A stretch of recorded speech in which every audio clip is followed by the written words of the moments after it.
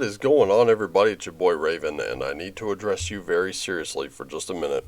So I hope you'll bear with me, because I do have some. This will make the fourth time I've recorded this video, but this is the final cut. This is what you're going to see. I've deleted every one since then, even one I had edited down and was ready to upload. But I do want to bring up some points here, and they are things that you need to know. So I'm going to just go ahead and I'm going to center around two things. Number one, the OGL version 1.2, which will be linked in the description down below. I hope you will go and read that. And as a matter of fact, I want you to pause this video right now and go read it and come back. Okay, are you back? Good. Did you read it? If you need to read it again, go read it again. That's fine. I don't mind. Read it until you've understood it, and then come back. Okay. Now that you've read it, if you haven't, then I'm afraid a lot of this is probably going to color your perception of it, but these are just some things that I've noticed. And I'm not taking the document in and of itself here. I need to give this some context. So,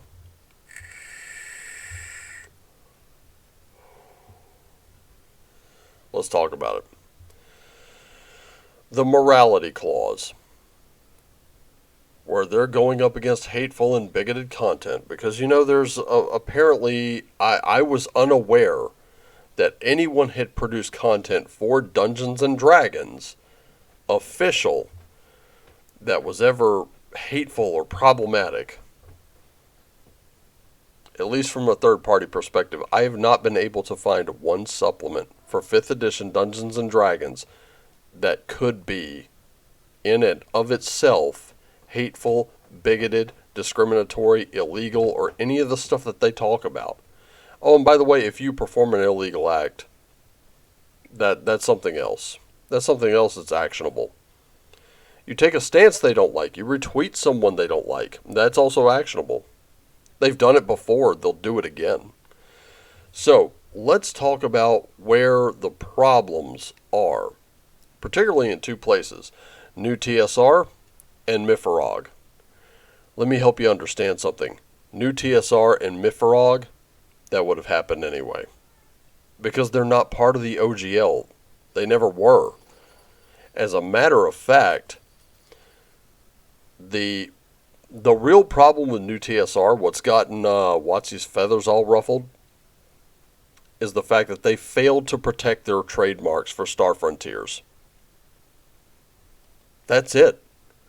Now there's this Star Frontiers New Genesis, or whatever it's called. That was WotC's mistake. It has nothing to do with the OGL whatsoever. Mifrog.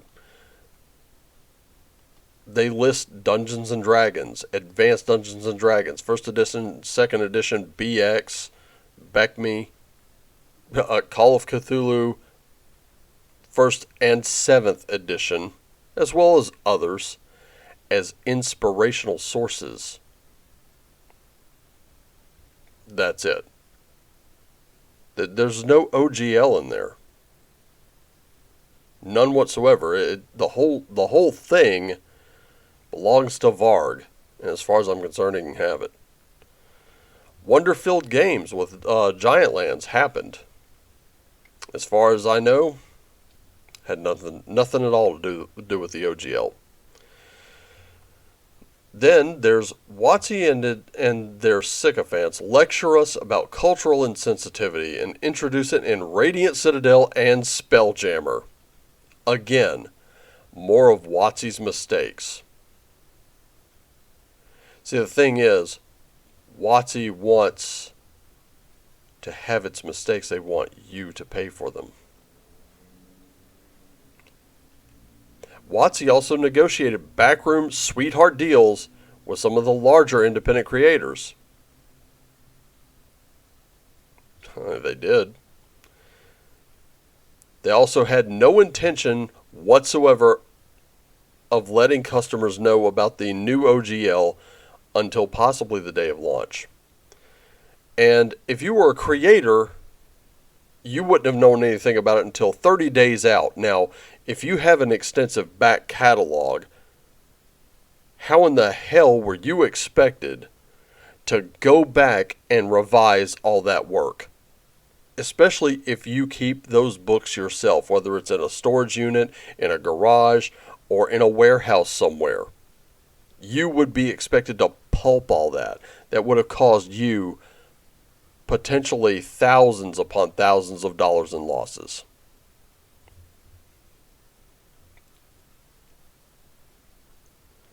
OGL 1.1 was not a draft. That was the end goal. It's designed to protect WotC's walled garden. D&D Beyond, that's what it's designed to protect. Remember, they're making an end run around the philosophy, your table, your rules. You now play at their table, you play by their rules, and their rules only. That's the end result. That's the end goal. Their morality clause would also make them the absolute sole arbiter of what is deemed to be undesirable. Once adjudicated, you have no recourse whether your content is actually problematic or not. You have zero rights. Then they can just usurp your content, claim they were working on something similar for months prior to this, and you still get nothing.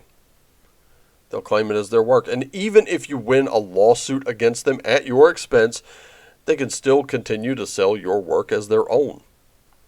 There's no injunction there. These people have been an abject failure in being proper stewards of D&D. They've made many mistakes. This OGL is designed to make you pay for them in spades. That's it. This has nothing to do with whether or not I think someone should make a racist supplement for D&D. Guess what? People are probably going to do that anyway. And there's absolutely bugger all anyone can do about it. It's just that simple. And moving forward, they're going to make sure they're going to have final editorial say-so over your work. Make no mistake, ladies and gentlemen, this is serious. So now that you've read that, and now that you've heard these things, this is the thing I need you to do. I need you to go and take that survey. Here's the thing. They have said that they want those, they issue those surveys so that they can keep everything contained. That way it's not all over social media. No. Wizards. No. That is not the deal. You do not get to alter this. You do not get to be the final sole arbiter of any kind of morality or any kind of principles, because essentially you don't have any. And you keep showing it. You're lying. We know you're lying. We know you're lying. And you still continue to lie. You keep calling it a draft. It's not a fucking draft. Let's get that clear. Now, to my creators, to my fellow DMs, GMs, players, casual observers, people who buy them because they love the art, people who buy these books for coffee table books, whatever your involvement is, if you find this as unacceptable as I do, take that survey and let them know. Put this stuff in there. But here's the thing. I'm looking for people who will stand up and fight for this and say, OGL version 1 from the year 2000. No more, no less, only to include the word irrevocable. That is it. End of list. No more, no less. Until then, our wallets are closed, and so are our ears. Until the announcement is OGL version 1. Untouched except that we added the word irrevocable. Truly open D&D. That's it. That's how you get customers back. You have already started a war you cannot win. You've entered into a Kobayashi Maru moment. You thought this was a good idea. You got caught. Stop lying and get back. Ladies and gentlemen, I also invite you to go even deeper into the description down below. Check out some free games. Treat yourself. Get them while you can. Because if we don't fight, we don't do this today, those games are going to be gone. I'm serious. With them being the sole arbiter of this morality clause, they're telling you that you can trust them while they're still lying. No, we don't trust liars, especially those who failed to show up when they did. The apology, to me, totally bogus. Completely. I don't believe a word of it until it's OGL version 1 from the year 2000, changed only to include the word irrevocable. I'll believe it when I see it. Thank you so much for tuning in.